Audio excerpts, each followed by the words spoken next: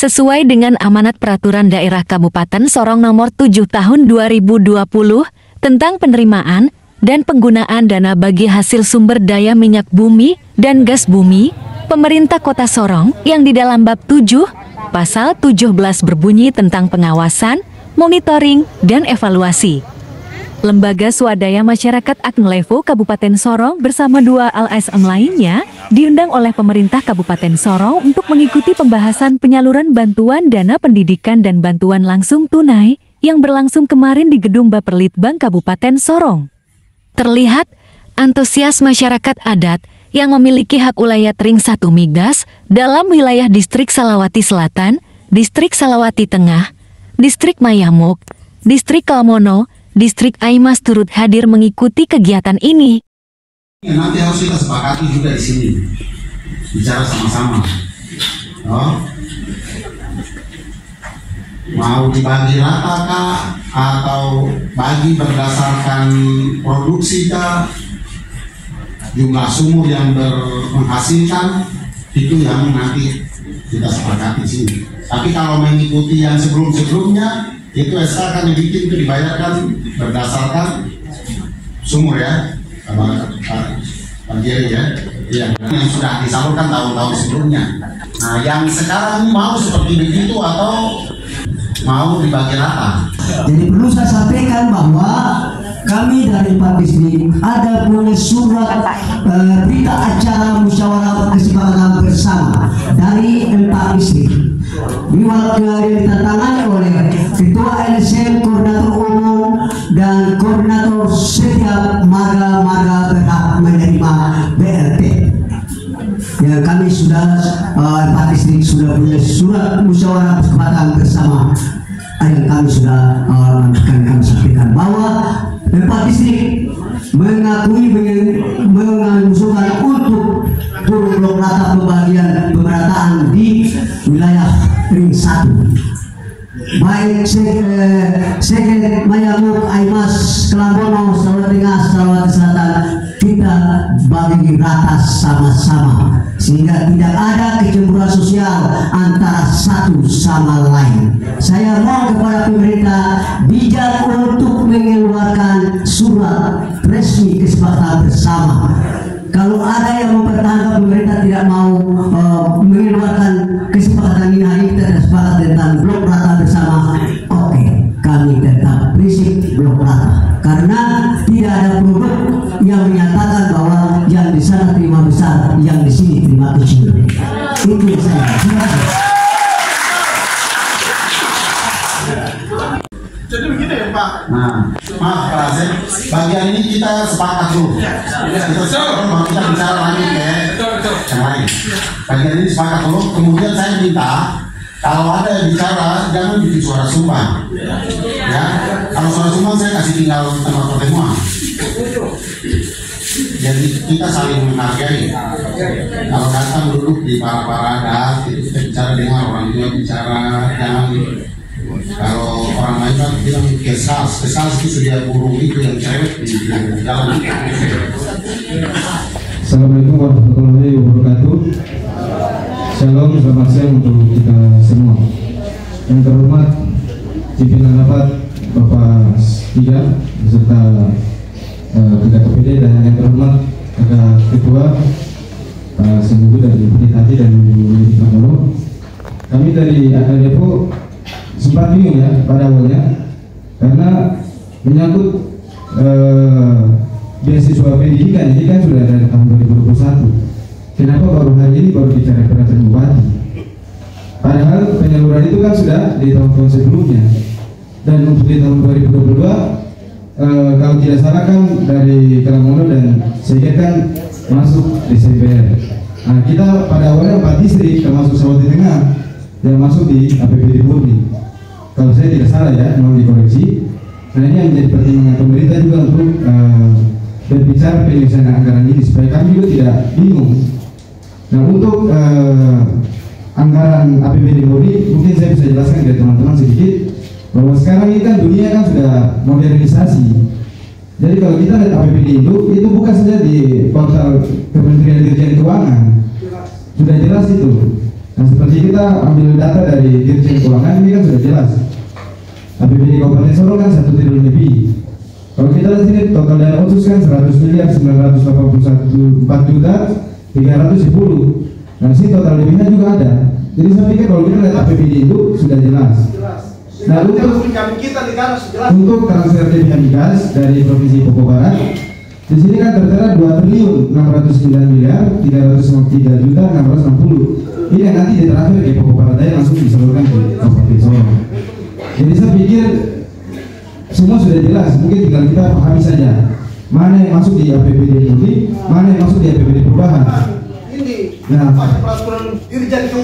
terkait dengan informasi. Kesimpulannya begini Bapak, kesimpulannya bahwa yang datanya sudah masuk dari bulan Februari, mohon izin dan mohon untuk dibuatkan SK ke PCR. Kasihan dari distrik Kaimas dan distrik Sulawesi Selatan ini sudah menunggu.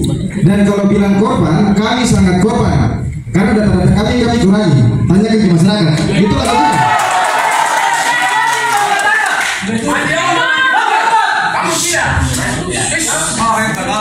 Data kami dari 300 sekian kami kurangi karena kami mengerti bahwa anggaran tidak cukup. Dan kalau mau ngotot berarti semua akan ngotot bahwa nanti ya ke depan pemerintah yang berpikir itu. Tapi kami khususnya untuk Sulawesi Selatan kami mengerti itu. Mungkin itu saja yang saya sampaikan. Nah, untuk terkait dengan BLT 10%, di sini kami mempunyai surat keputusan Bupati nomor 540 garing keputusan 398 garing nomor 9 garing tahun 2021. Ini pencairan 2021 5.117.607.156 rupiah. Yang kami bingung di sini tidak menjelaskan hasil presentasi. Dan di sini disebutkan distrik, pencairan berdasarkan distrik. Dan untuk presentasinya ini perolehan presentasi blok terhadap total produksi. Yang kami bingung ini 3.22 dapat dari mana? Dan langsung turun di blok. Nah, ini kami di Sarawati ini merasa dirugikan bahwa sampai dengan detik ini tidak ada punya data yang valid terkait dengan persentase, khususnya untuk 10%. Dan hari ini kami melihat bahwa yang hadir juga ini mungkin tidak punya kapasitas untuk mengambil keputusan. Terutama Pak PJ Bupati tidak ada dan Pak Sekda. Jadi bagaimana? Apa yang harus kita buat ini? Nah, untuk perusahaan juga tidak hadir. Jadi saya kembalikan ke forum daripada kita lanjut. Terima kasih. Saya asisten 3 Kabupaten Sorong, mewakili Pak Sekda, sekarang Sekda. Terkait dengan semangat dari para LSM dan harapan masyarakat, menurut Bapak kesimpulan dari apa yang terjadi hari ini, Bapak? Ya.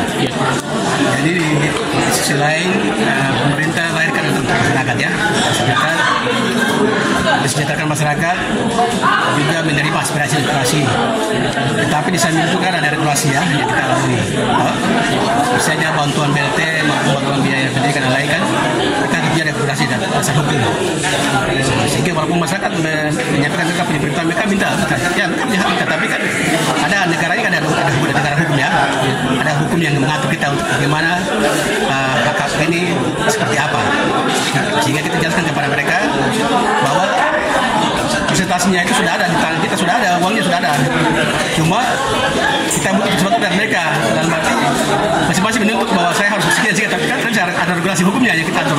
Mereka dibicarakan sepakat bersama, sehingga tidak ada yang sakit hati, tidak ada yang merasa kecewa, kita jalan tengah. Pemerintah sebagai mama, sebagai orang tua kan harus melihat keluhan dari anak-anak ini, kita atur dengan baik. Kita bicarakan, kita atur dengan baik supaya mereka paham pos dana yang kita anggarkan sekian berapa. Ini diterima dulu. Pasti kan kita biarkan ada, tapi kita pasti lihat kekurangan kemampuan kita, kemampuan dana kita. Berdasarkan apa yang ada, kita sampaikan kepada mereka. Itu diterima, dilayani dulu, lakukan dulu. Nanti pasti kan ada semacam apa, verifikasi ulang lagi, kita juga data kita kurang atau ini kurang. Terus penyelesaian saja, kayaknya kita lalui. Kalau mereka bisa kita bayar, kita bayar. Tapi kalau misalnya yang lain belum menyetujui, bukan kita bayar, nggak bisa. Harus kita jalan sebagai orang tua, jalan tengah, yang terbaik seperti apa. Iya. Ini anggaran bantuan apa, Pak? Ini beasiswa dengan Beasiswa BLT. yang bersumber dari Ya, data OSUS Berita Kabupaten Sorong. Ya ini yang kita bicarakan karena pos dana kita kan, karena kita ini kan dulunya kita masih berada di provinsi Kabupaten kan, sehingga produk hukumnya jelas. Ada pergub ya, ada pergub. Sekarang kan kita belum ada punya pergub. Sedangkan kebutuhan ini kan mendesak. Hanya kita ambil estimasi saja. Pasti misalnya nilai yang pertama waktu di Kabupaten nilai sekian. Kita ambil estimasi, jangan kita lebih. Takutnya kalau itu kalau misalnya kita kurang, kita mau apa lebih, kita bagaimana? Tapi kalau kita estimasi di bawah kan kita masih punya bayang bahwa benar kita punya ini, sehingga kita bisa nambah kekurangannya. Nah, itu yang perlu kita jelaskan kepada mereka. Itu sekian, tapi kita punya bosan lihat sekian. Kita estimasi dulu, ya, apa gambaran dulu. Karena belum ada punya produk peraturan yang mengikat kita, belum ada.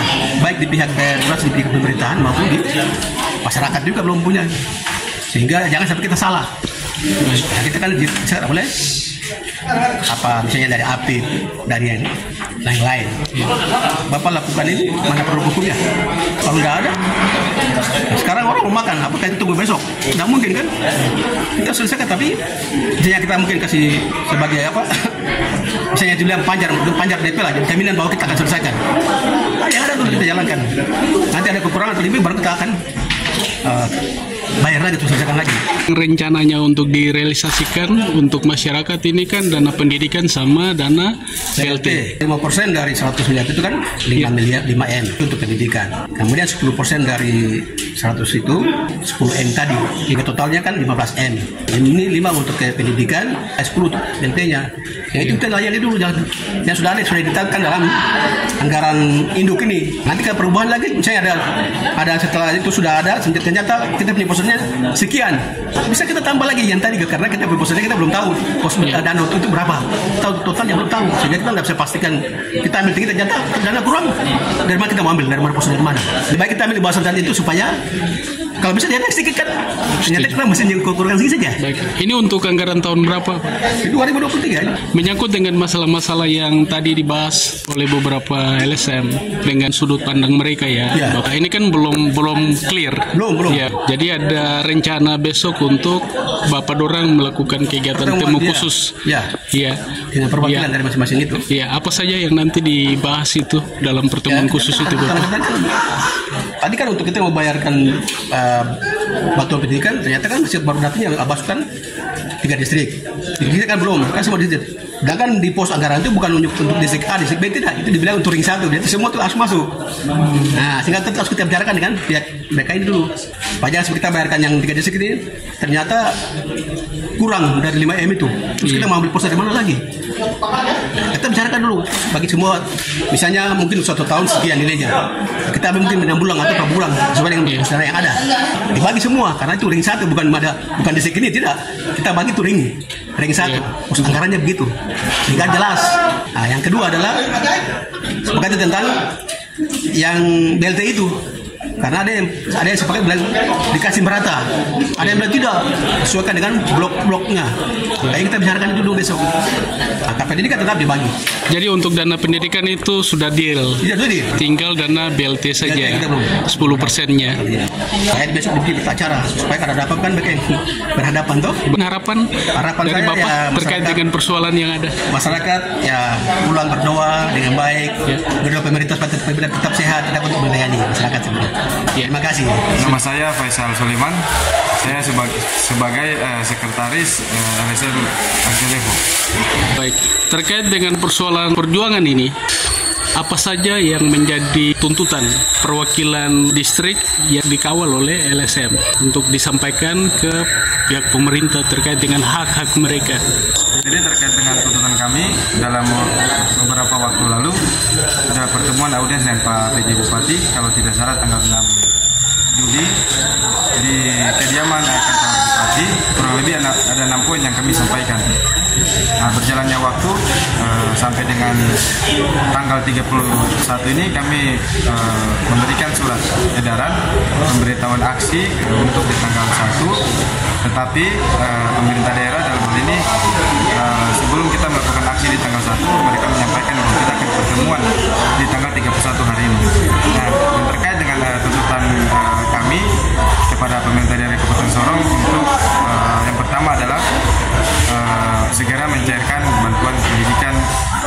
beasiswa di masyarakat ring 1. Nah, pada utamanya terkait dengan data-data, kami sudah melengkapi itu di saat bulan Februari. Nah, sampai dengan detik ini belum ada kejelasan dan titik terang. Nah, dalam poin itu yang kami menuntut. Itu yang pertama. Yang kedua, terkait dengan bantuan langsung tunai 10% kepada masyarakat adat dan hak layak. Tetapi kami melihat tadi setelah kami audiens dengan pemerintah daerah Kabupaten Sorong beserta dua LSM yang terdiri dari LSM Negilin dan LSM Litahati, mudah-mudahan pemerintah bisa mengambil keputusan dan kebijakan yang berpihak kepada masyarakat KKR, khususnya untuk masyarakat Ring 1. Berapa distrik yang menjadi perhatian dari kakak dorong punya LSM? Jadi khususnya untuk kami lembaga swadaya masyarakat Agnerevo, kami membawahi 4 distrik, terutama distrik Mayamuk, distrik Aimas, distrik Sulawesi Tengah dan Sulawesi Selatan. Itu yang kami sampaikan kepada masyarakat pemilik hak layak, karena sebelumnya kami juga sudah bentuk musyawarah badan pengurus di hari dan waktu yang kami bentuk LSM tersebut, dan semua sudah ada SK-nya berdasarkan badan pengurusnya. Pencapaian hasil kesepakatan pertemuan tadi dengan pemerintah, yang kita tahu bahwa pemerintah siap membayar anggaran pendidikan atau beasiswa. Untuk itu bagi 4 distrik yang ada yang menjadi tanggung jawab dari LSM ini, otomatis regulasi jumlah siswa yang punya hak menerima sesuai dengan data yang dimiliki oleh LSM itu sekitar berapa dari 4 distrik ini?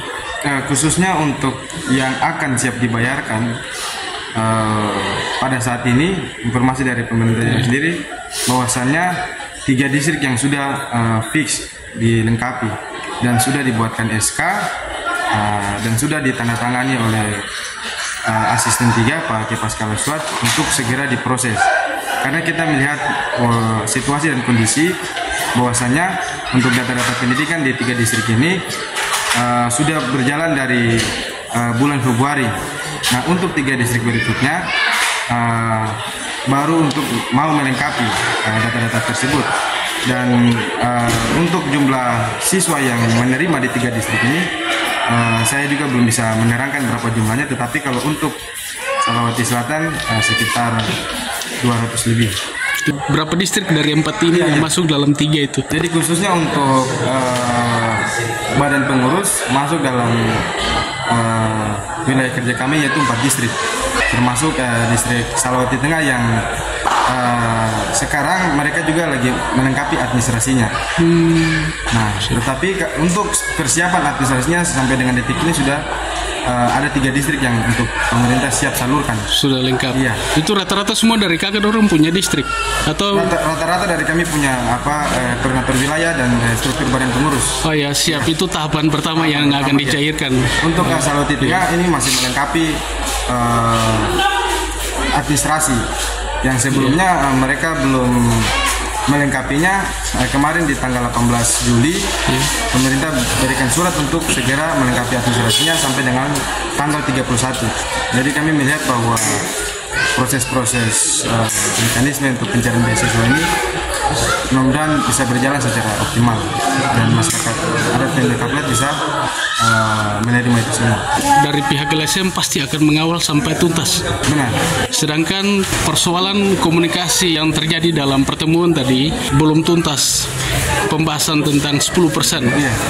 10% itu berarti 10 miliar yang belum tuntas dibahas proses pembagiannya seperti apa. Jadi untuk itu materi persiapan untuk ada pertemuan khusus besok dengan asisten 3 dengan Pak Sekda juga kemungkinan hadir. Itu pasti akan disiapkan oleh kakak dorang. Ya, supaya proses komunikasi pengawalan ini betul-betul dia menjawab hak-hak dari masyarakat. Ya. Untuk menjawab ini apa saja yang nanti akan dilakukan oleh internal dari LSM? Baik, untuk persiapannya kami sendiri sudah membawa data-data penerima khususnya untuk 10%. Tapi kami melihat bahwa Perdasus yang sebelumnya terbit di Papua Barat nomor 3 tahun 2019 ini Sementara ini kan kita sudah beralih ke provinsi baru, Papua Barat Daya. Nah, itu yang diinformasikan dari pemerintah bahwa terkait dengan regulasi ini kan masih ada proses transisi. Nah, untuk 10%-nya tadi kami selesai rapat dengan pemerintah bahwasanya segera dipercepatkan untuk kita pertemuan internal antara pengurus 3 LSM ini beserta dengan pemerintah untuk membahas langkah-langkah atau strategis terkait dengan penyaluran bantuan BLT 10 miliar ini kepada masyarakat pemilik hak layak, khususnya di wilayah Ring 1, 6 distrik ini. Harapan dari kakak mewakili LSM? Ya, harapan saya sebagai sekretaris LSM Akmelivo adalah bagaimana kita menciptakan situasi dan kondisi yang nyaman, serta untuk masyarakat juga jangan buat kegaduhan, karena tetap kami LSM Akmelivo akan mengawal kebijakan ini yang pastinya akan terarah dan mendapat manfaat juga kepada masyarakat pemilik hak layak Ring 1 Kabupaten Sorong. Dan untuk pemerintah Kabupaten Sorong, harapan saya adalah memberikan ruang kepada kami LSM untuk memberikan satu tanggung jawab moral kepada pemilik hak layak, bahwasannya hak mereka harus segera dipenuhi sebelum mungkin hal-hal yang terjadi pada masyarakat ini tidak diinginkan seperti itu. Terima kasih ya sudah menonton. Jangan lupa like, komen, dan subscribe.